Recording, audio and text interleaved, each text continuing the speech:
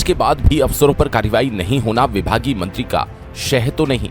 कांग्रेस कोंडागांव जिला कांग्रेस कमेटी के नेतृत्व में कांग्रेसियों ने कांग्रेस भवन से निकलकर हाथ में पुतला लिए श्याम बिहारी मुर्दाबाद के नारों के साथ बस स्टैंड पहुंच मंत्री श्याम बिहारी जायसवाल का पुतला फूका।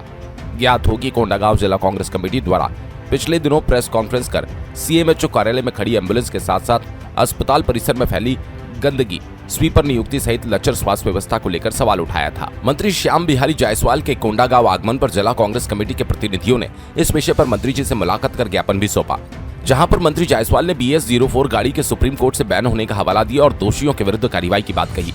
परंतु जब इसी विषय पर मीडिया ने सवाल किया तो बेतुक के बयानबाजी करने लगे। कांग्रेस पार्टी मंत्री श्याम बिहारी जायसवाल के बयान का कड़े शब्दों में निंदा करती है। आज पुतला दहन भी बयान के विरोध में किया गया। कांग्रेस ने कहा, मंत्री जी बेतुक के बयानबाजी करके बच नहीं सकते, कहीं न कहीं भ्रष्टाचारियों को सह देने का काम मंत्री कर रहे हैं।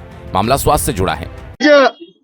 कोंडागांव जिला कांग्रेस कमेटी के नेतृत्व में छत्तीसगढ़ के बेतुका बयानबाजी करने वाले स्वास्थ्य मंत्री श्याम बिहारी जायसवाल जी का पुतला दहन किया गया है। ज्ञात हो कि पिछले दिनों कोंडागांव जिला कांग्रेस कमेटी द्वारा प्रेस वार्ता आयोजित कर कोंडागांव जिले के सीएमएचओ कार्यालय में जो 9 एम्बुलेंस खड़ी है उनके विषय में आवाज उठाई गई थी।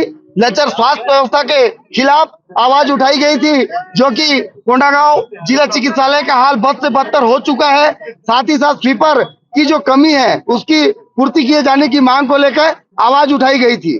कल जब स्वास्थ्य मंत्री जी का कोंडागांव आगमन हुआ, कोंडागांव जिला कांग्रेस कमेटी के एक प्रतिनिधि मंडल सौजन्य मुलाकात करता है और जो आवेदन, जो शिकायत, जो ज्ञापन था उसे मुलाकात कर अपनी बातों को रखते हुए मंत्री जी के समक्ष अच्छे ढंग से रखता है। मंत्री जी आश्वासन भी देते हैं कहीं न कहीं दोषियों के खिलाफ कार्रवाई की जाएगी, परंतु ठीक उसी के बाद मीडिया जब इसी विषय पे उनसे बयान लेती है, उनसे पूछती है, तो उनके द्वारा कहा जाता है कि ये कांग्रेस की भ्रष्टाचार को उजागर करता है। हम मंत्री जी से सवाल करना चाहेंगे, आप पिछले लगभग पौने 2 सालों से आप छत्तीसगढ़ के स्वास्थ्य मंत्री हैं। अगर आपके विभाग में भ्रष्टाचार हुआ है तो आपको मंत्री पद में तो रहना ही नहीं चाहिए। आप इसीलिए तो बैठे हैं मंत्री पद में, भ्रष्टाचार की जांच करने, अपने विभागीय लोगों की जांच करने, कार्रवाई करने के लिए। और उन्होंने एक बात कही, जो एम्बुलेंस खड़ी है, धूल खा रही है सीएमएचओ कार्यालय में, जो कि कोंडागांव की जनता को समर्पित था, वो सभी एम्बुलेंस BS-4 है। उनकी ये बात भी झूठ निकलती है, क्योंकि जो 9 एम्बुलेंस खड़ी है उनमें 3 एम्बुलेंस जो है 2021 की खरीदी गई है, 2020 दिसंबर की खरीदी गई है। यानी 1 अप्रैल 2020 को BS कानून आता है, यानी BS वाला नियम आता है, BS-4 वाला, जिसके तहत 1 अप्रैल 2020 के बाद BS-4 की गाड़ियां बिक्री नहीं होगी, रजिस्ट्रेशन नहीं होगी। तो स्वाभाविक सी बात है 2020 लास्ट में 2021 में खरीदी गई गाड़ियां BS-4 तो हो ही नहीं सकती। साथ ही साथ 6 गाड़ियां जो खड़ी हैं वे गाड़ियां 2017, 2018, 2019 की खरीदी गई गाड़ियां हैं, जो कि BS-4 हो सकती है। परंतु क्या उस समय प्रशासनिक अधिकारी कर्मचारी सो रहे थे क्या?